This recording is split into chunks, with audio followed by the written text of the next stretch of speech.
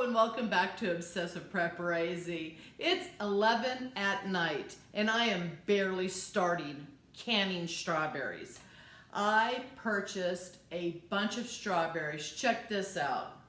I made a strawberry pie and I still have 8 containers of strawberries left that I have not diced up. This is all the strawberries. I am going to make strawberry jam tonight. Yeah, 11 o'clock at night, I know, I'm insane. I got my hair up and I'm ready to go. But before I get started, I was talking to one of my subscribers, Michelle Salazar, and she says when she makes her strawberry jam, and I've never heard of this before, that she adds strawberry jello. That's right, strawberry jello to her jam, and she says it's wonderful, and she gives it out at the holidays.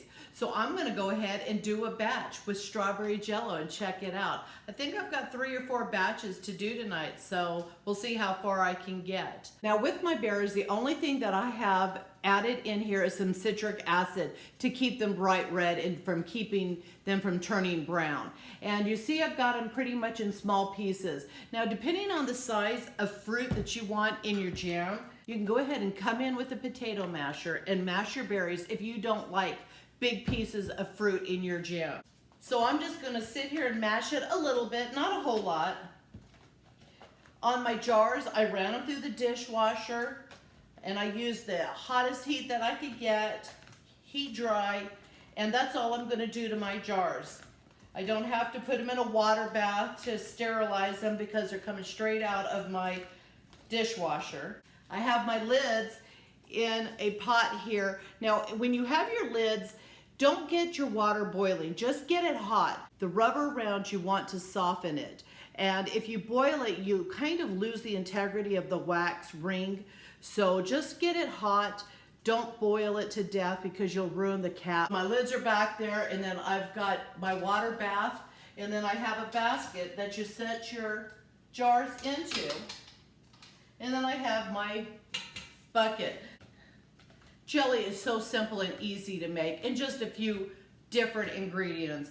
We need our pectin. I purchased the Kroger brand pectin. I don't spend top dollar on the name brand. I've used Kroger for a lot of years and it works just fine. For all of you that don't know that Krogers and fries are the same, one and the same, and that's what I purchased. You need some sugar and a little bit of butter and your fruit. Trying Michelle Salazar's recipe with the jello in it, I'm not going to be worried at all, zero, about my jelly and jam setting. So I'm going to try this tonight. We'll see how it turns out, Michelle. On a single box recipe, it's 1 box of pectin, 2 cups of fruit, and 4 cups of sugar, and a tablespoon or 2 of the butter. And so I'm going to go ahead, I have 8 cups of sugar here, and I'm going to go ahead and add 4 cups of my fruit to my saucepan. So I got 1, 2, 3, 4. So I've got my 4 cups of fruit in my saucepan, and I'm going to go ahead and add my 8 cups of sugar. I know it sounds crazy how much sugar goes into jelly. It's insane. I'm also going to add my 1 box of strawberry jello.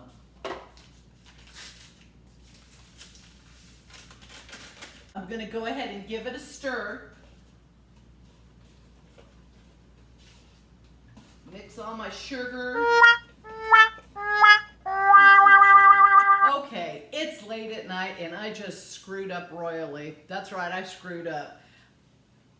I've had a long day and I'm not even thinking. Typically, we'd put our strawberries in here, we'd put our pectin, we'd get it to a boil, and then we would add our sugar.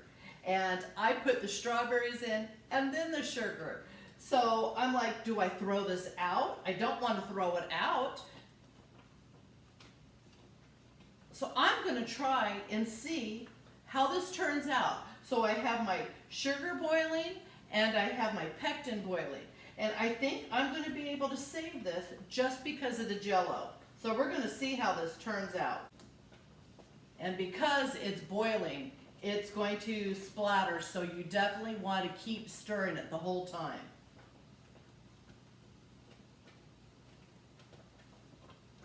Worst case scenario, I've got 16 quarts of strawberries for $5. I'm out the pectin and the package of Jello and some sugar. So I hope this turns out. Once this is done, I'm not going to put it in my jars. I'm not going to dirty my jars. I'm going to go ahead and do the test with the spoon. Take your spoon, you can get some of your strawberry jam, put it on a plate, put it in your freezer and see if it sets. I love the spoon that I've got here. I purchased this when I was in Europe, in Tallinn, Estonia, and I like the fact that it's got the hook and it gives you something to hold on to, and it's long enough that you can stir without getting splattered. Fingers crossed. So I'm completely done with the 7 minutes. I'm going to go ahead and yank it off the stove, and I'm going to go ahead and give that a try.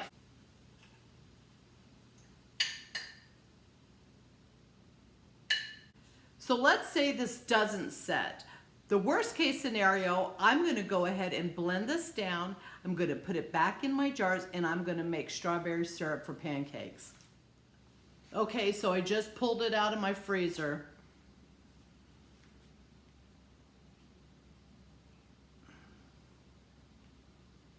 And I'm saying I'm good to go, so I'm going to go ahead and put these in jars. I definitely notice a different texture, and it's got to be from the Jello. You know how Jello get? It's good, Michelle.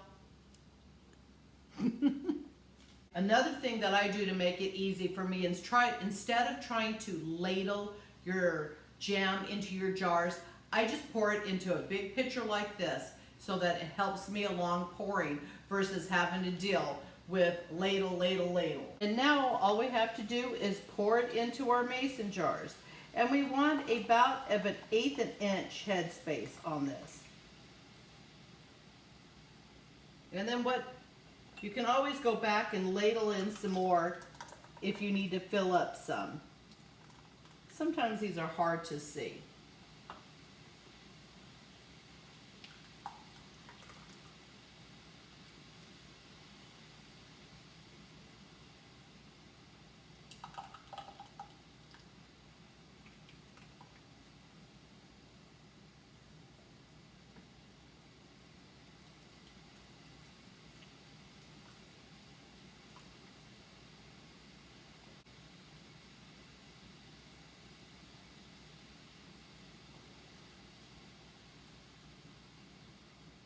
So now that our jars are completely filled, we're just going to go ahead and I just take a piece of paper towel and dip it into my water back here that I've got heating up for my jar lids. And I'm just going to go ahead and wipe down my jars. Because you do not want anything stuck to your jars, the top, because you want a good seal on your jars. That's hot. I've got my pot of water boiling here, and I'm just going to go ahead and put my jars of jelly in. Just going to keep putting my caps on my jars and loading them in to my water bath.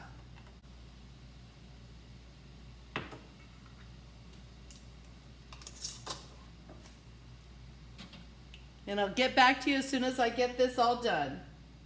And now I'm just going to put my lid on. I'm going to set my timer for 10 minutes.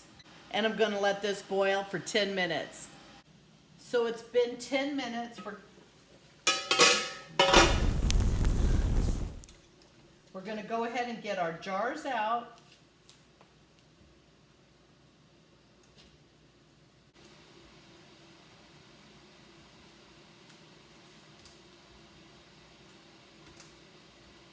So out of the batch, we have 9 half-pint jars. I'm going to go ahead and, that was a double pot. I'm going to go ahead and do another double batch, just regular, without the Jello, right? I can't believe I messed up. You start with your strawberries and your pectin, you get that to a full raging boil, you add your sugar to it, and a little dab of butter, and you cook that for about 5 to 7 minutes. Once that's done, you can go ahead and fill your jars. Now, I'm also going to not post this video for a good couple weeks, a week, and I'm going to show you how that jelly's set.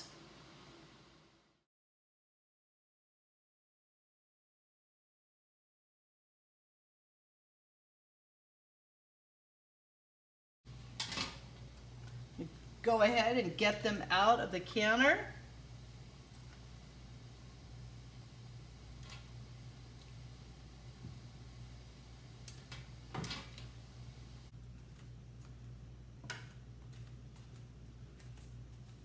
Gotta love the pop.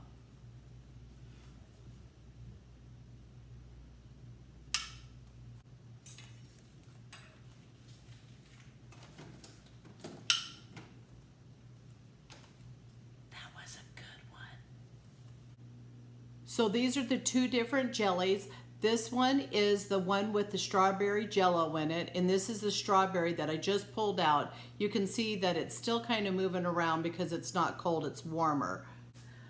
I'm going to go ahead and show you how it looks on a piece of toast, because the jello one, without a doubt, is redder, like a deep red.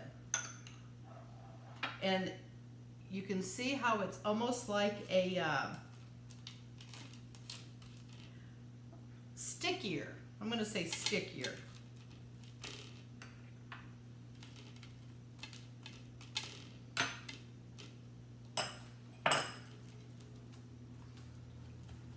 So this is the regular strawberry, and then this is the one that has the jello in it.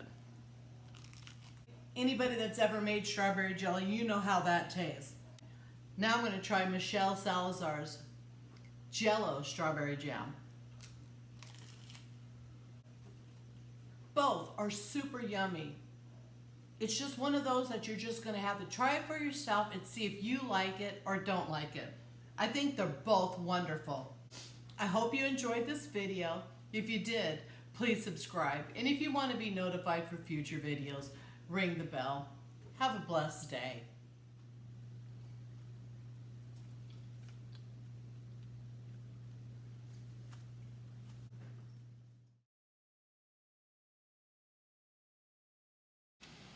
Now I can just simply pour it into my mason jars.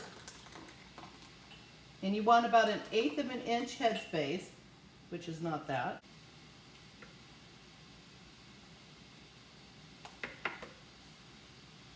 All my sugar. No, it's not sugar. It's pectin. Oh my God.